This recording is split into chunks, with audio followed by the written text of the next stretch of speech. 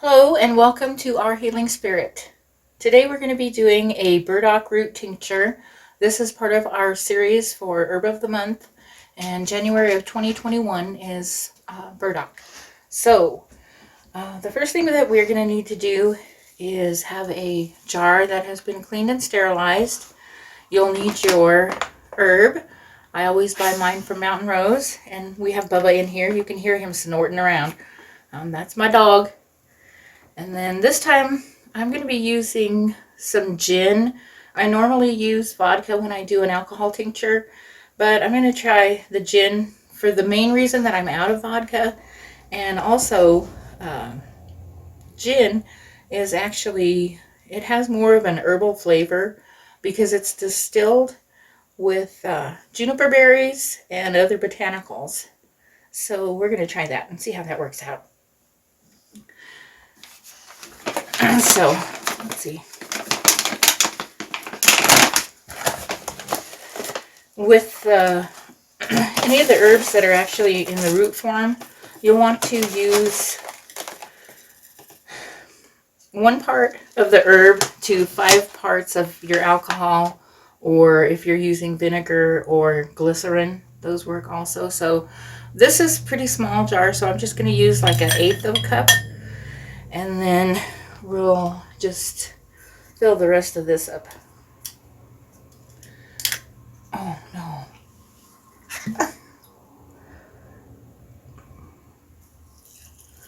And fill our jar up, because this root is that it's actually going to expand to at least twice its size when it's dry. So once it absorbs this alcohol, it's going to be it's going to take up more room in this jar. So then you will just put your lid on it, shake it around every once in a while, like every day or so, and then in about 6 weeks it'll be ready. So why don't you finish this off with I'll show you one that I already finished. And this one, you can see that how much that burdock root has actually expanded. I started off with 1 cup to 3.5 cups of vodka, and you can see it really expanded a lot.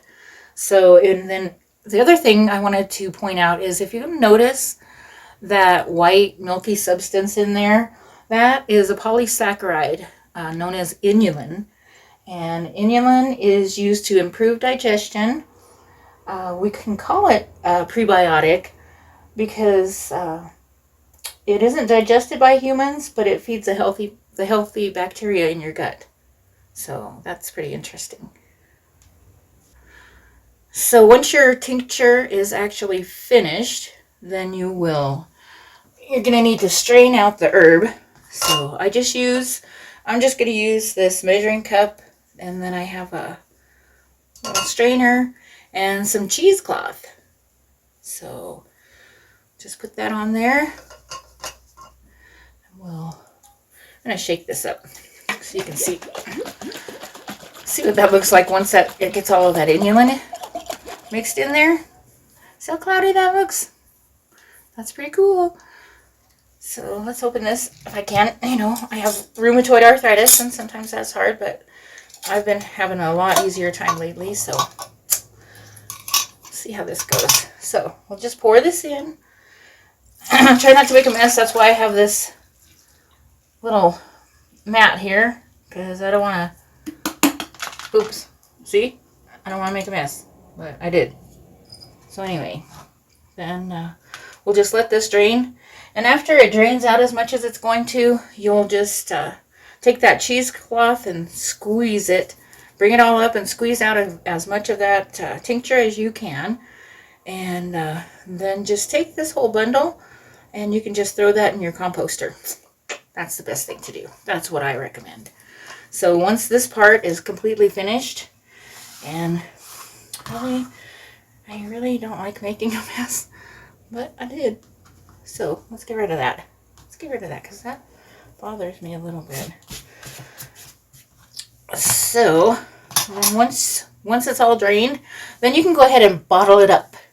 And that's what I've done here. I bottled it in 2-ounce bottles, 1-ounce bottles, and half-ounce bottles. And I did make my own labels, which maybe sometime we'll do a video on that. It's really pretty simple.